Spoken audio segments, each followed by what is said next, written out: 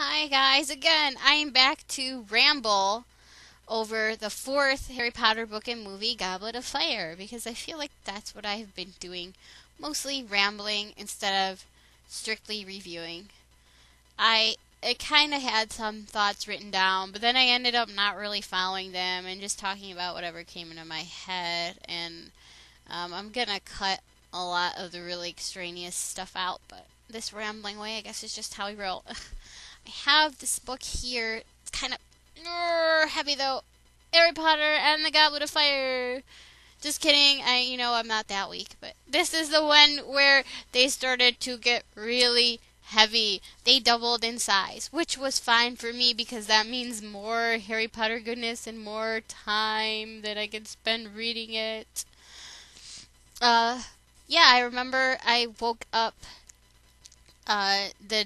the morning after this came out. My dad had actually gone to the store that morning, not to the midnight release, and bought it for me.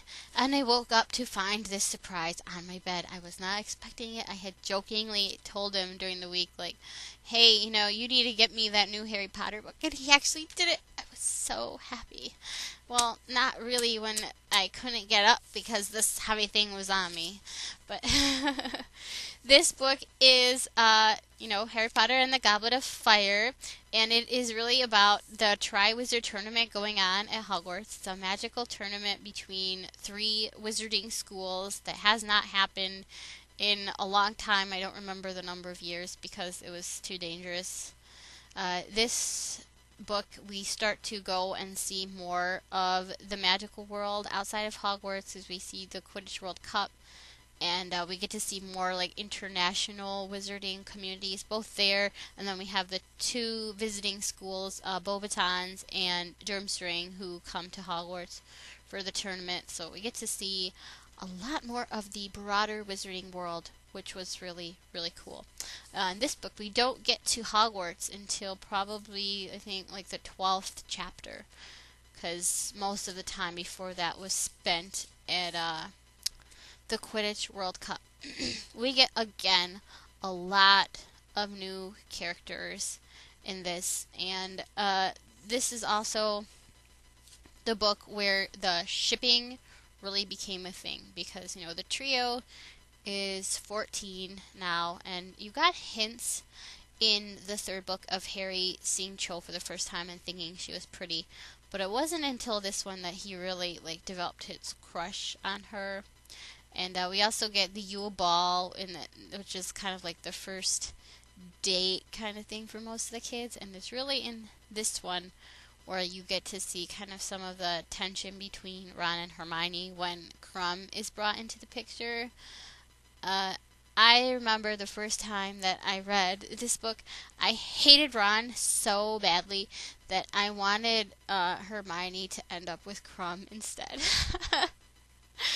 I'm like, oh my god, I could tell Ron likes Hermione. She seems like she kind of likes him too, but she has this really good guy, Krum, right there in front of her, and he's so much smarter, and he's not a jerk. Hermione should forget about Ron and go with him instead. Yeah, can you believe that's what I thought? I don't think that the Krum Hermione ship was ever really that big, but originally at least, I would have been leading that ship.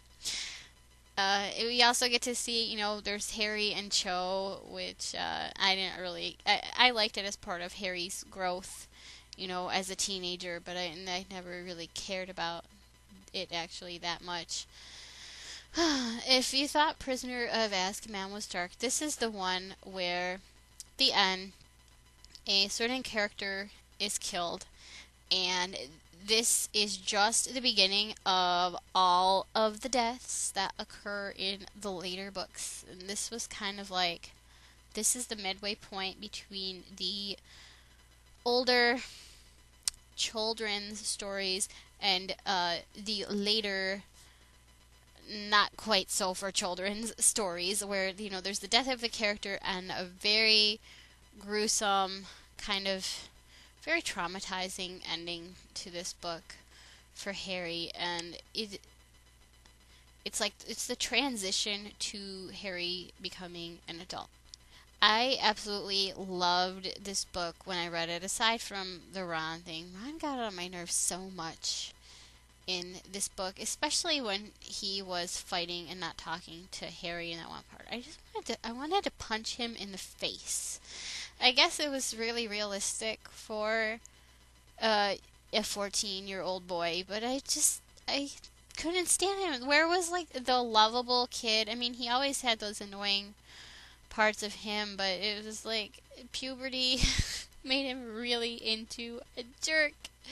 At least the first time I read it. Now I can just go back and read it and laugh. That's how my feelings have changed. This book has another twist ending, which I will not reveal in case you're one of the losers who doesn't know. Just kidding, I'm not really that mean.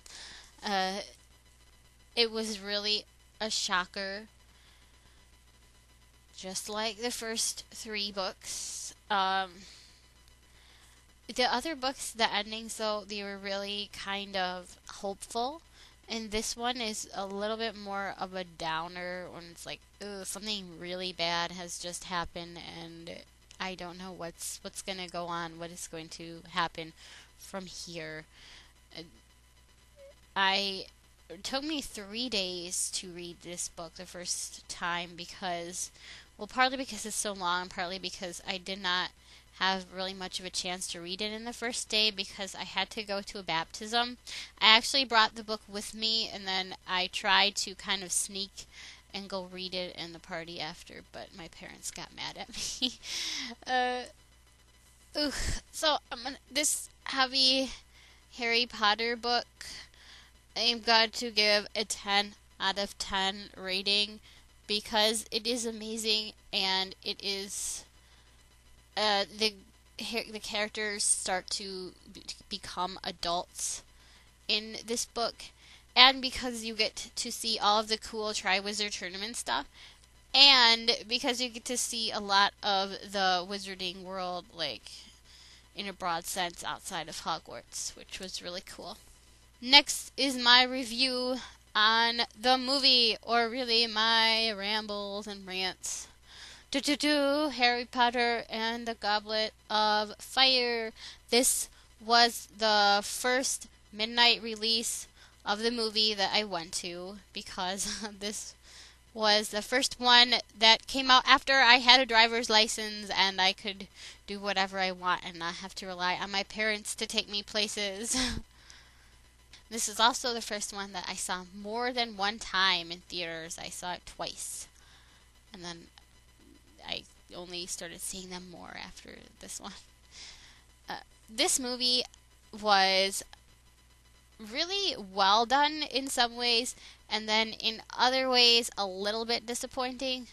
My main big disappointment with it, well, superficial things first. They did not have the guys cut their hair.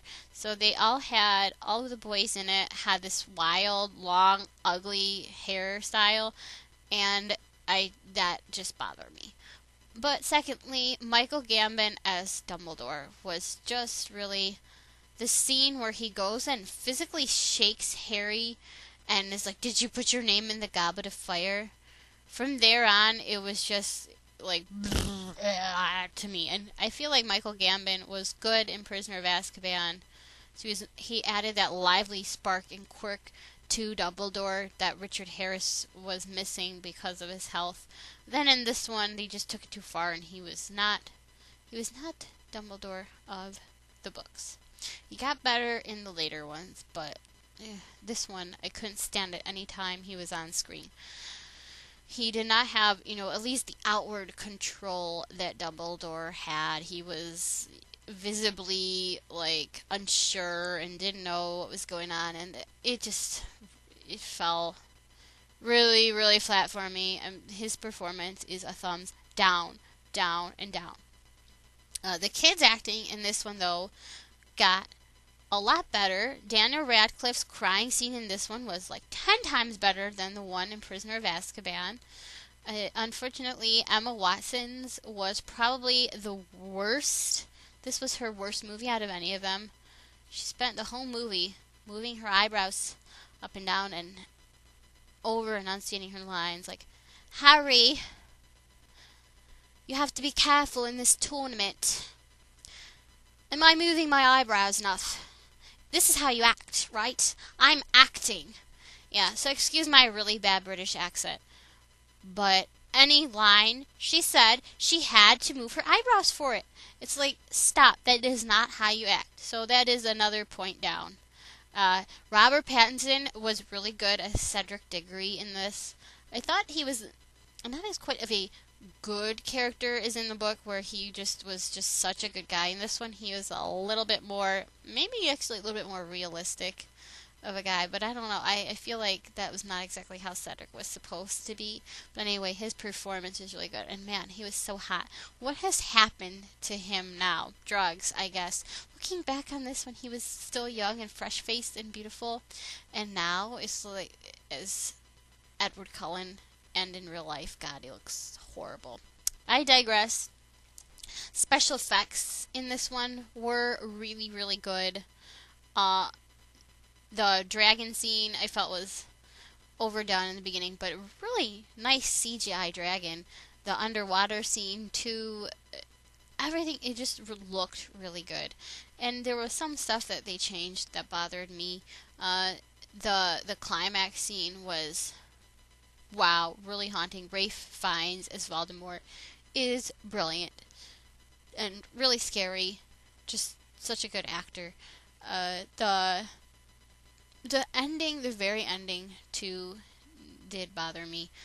I don't want to give it away, but in the book, it's very much a bittersweet ending where something bad has just happened, but as Hagrid and everyone has told Harry, he just has to kind of toughen up and be prepared to face whatever's gonna happen from then on. In the ending, they're kind of, everybody's happy, and it's like they've forgotten the horror that has just gone on. I don't know, it didn't work for me. I thought it was really, really jarring, and it didn't fit in with the beginning of the 5th movie either. It was so bizarre. The shipping in this movie was, I thought the Harry and Cho stuff was pretty well done, pretty well adapted from how it was in the book. I think Ron and Hermione kind of failed. They did the Yule Ball scene right, but then everything else in the rest of the movie, it was like nothing, as if there was nothing between them besides bickering. Like they didn't have any feelings. So the Yule Ball seemed to be kind of out of nowhere, because everything before that and everything after that didn't really fit in at all. So this movie, I probably would give, I'm going to say an 8, because while they had some things that were done really, really well, they had other things that were just too disappointing to me, that brought it down a little bit. Could not be perfect. 8 out of 10 for Goblet of Fire.